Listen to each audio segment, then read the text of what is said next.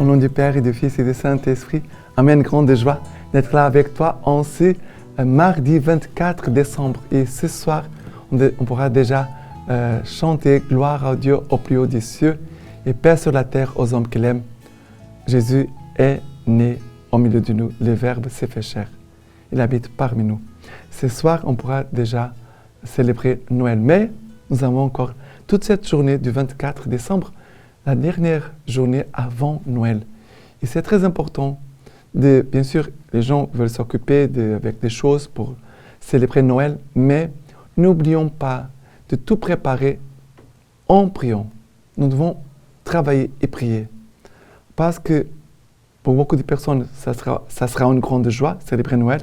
Pour d'autres personnes, ça sera un temps difficile. Des gens qui ont perdu des gens chers de leur famille, des gens qui sont malades, des gens qui sont dans l'épreuve, qui sont tout seuls, qui sont loin de leur famille, qui sont malades. On ne peut pas oublier ceux qui souffrent, qui sont peut-être seuls, qui n'ont pas d'amour, et surtout ceux qui ne connaissent pas Dieu. En cette nuit de Noël, que beaucoup de personnes puissent rencontrer Jésus. Parce que célébrer Noël sans Jésus, c'est rien. D'accord? Alors, la première lecture d'aujourd'hui, c'est du deuxième livre de Samuel, chapitre 7, à partir du verset 1. Le roi David habitait enfin dans sa maison. Le Seigneur lui avait accordé la tranquillité en le délivrant de tous les ennemis qui l'entouraient. Le roi dit alors au prophète Nathan, « Regarde, j'habite dans une maison de cèdre, et l'arche de Dieu habite sous un abri de toile. » Nathan répondit au roi, « Tout ce que tu as l'intention de faire, fais-le, car le Seigneur est avec toi. » Mais cette nuit-là, la parole du Seigneur fut adressée à Nathan. « Va dire à mon serviteur David, ainsi parle le Seigneur, est-ce toi qui me bâtiras une maison pour que j'y habite? C'est moi qui t'ai pris au pâturage, derrière les troupeaux, pour que tu sois le chef de mon peuple Israël. J'ai été avec toi partout où tu es allé. J'ai abattu devant toi tous tes ennemis. Je t'ai fait un nom aussi grand que celui des plus grands de la terre. Je fixerai en ce lieu mon peuple Israël. Je l'y planterai et s'y établira. Il ne tremblera plus, et les méchants ne viendront plus l'humilier, comme ils l'ont fait autrefois, depuis le jour où j'ai institué des juges pour conduire mon peuple Israël. Oui, je t'ai accordé la tranquillité en te délivrant de tous tes ennemis. Le Seigneur t'annonce qu'il te fera lui-même une maison quand tes jours seront accomplis et que tu reposeras auprès de tes pères. Je te susciterai dans ta descendance un successeur qui naîtra de toi et je rendrai stable sa royauté.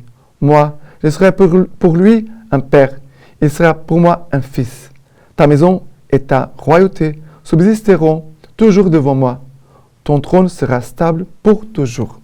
Voilà une promesse que Dieu a faite au roi David, le grand roi David. Mais il a cette parole, c'est une parole prophétique qui annonce la venue de Jésus. Le Seigneur t'annonce qu'il te fera lui-même une maison.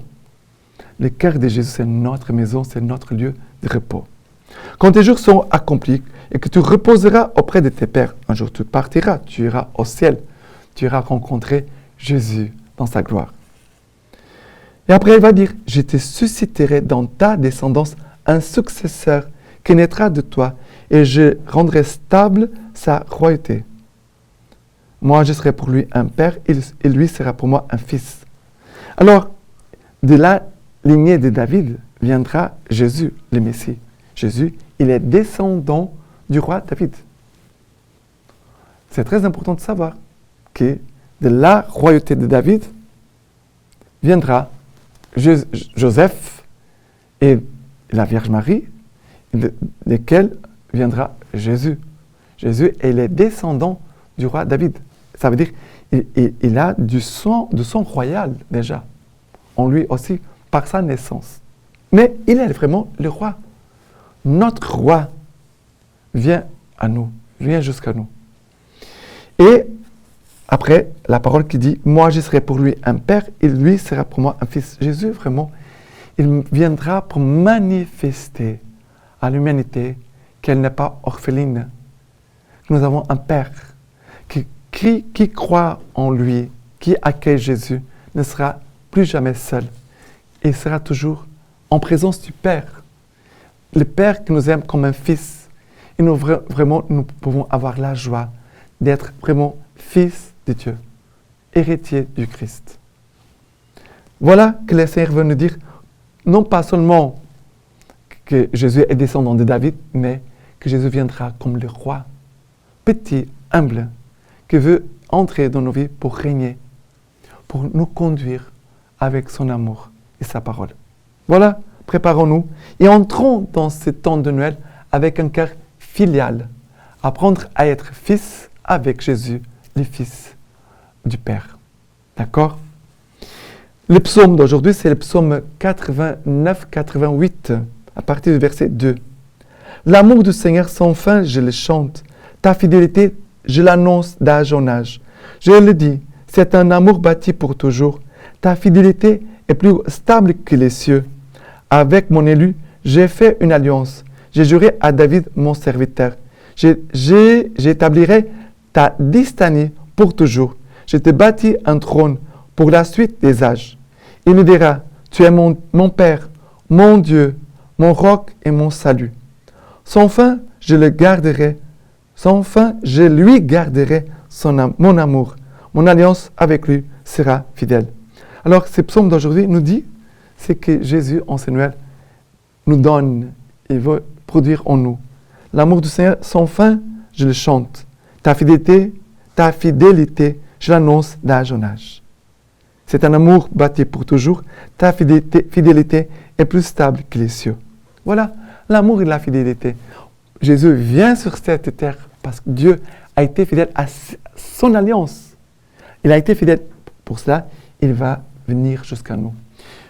Nous célébrons l'amour. Dieu qui a aimé toujours l'humanité. Cette humanité que Dieu a créée et cette humanité rebelle et pécheresse. Mais Dieu ne nous a pas oubliés, ne nous a pas abandonnés. Dieu nous a gardé toujours amour et fidélité.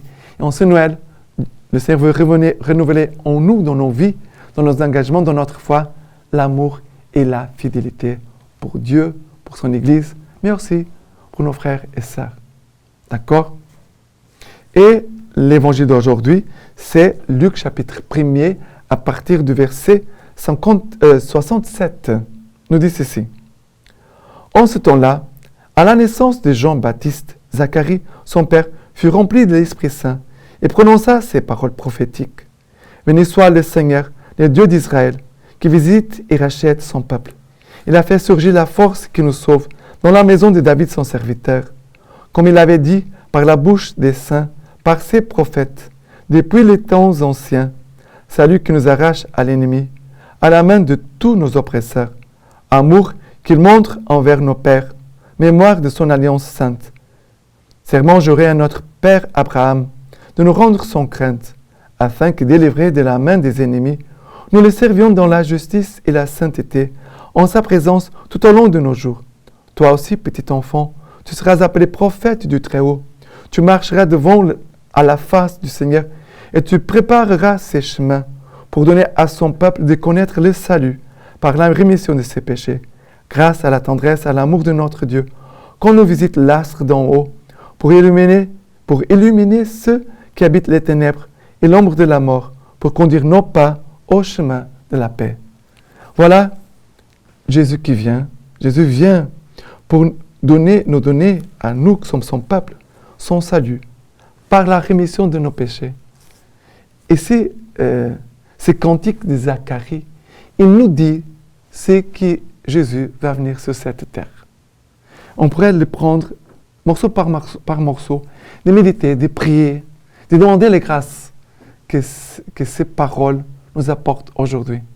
On devait apprendre par cœur ces cantiques de Zacharie, parce qu'il nous dit vraiment la grâce et la tendresse Ici, il nous dit, par la rémission de ses péchés, de nos péchés, grâce à la tendresse et à l'amour de notre Dieu, qu'on nous visite l'astre d'en haut. Jésus est la lumière qui vient d'en haut pour nous visiter, pour nous illuminer, pour illuminer ceux qui habitent les ténèbres et à l'ombre de la mort et qui habitent les ténèbres et l'ombre de la mort. Voilà.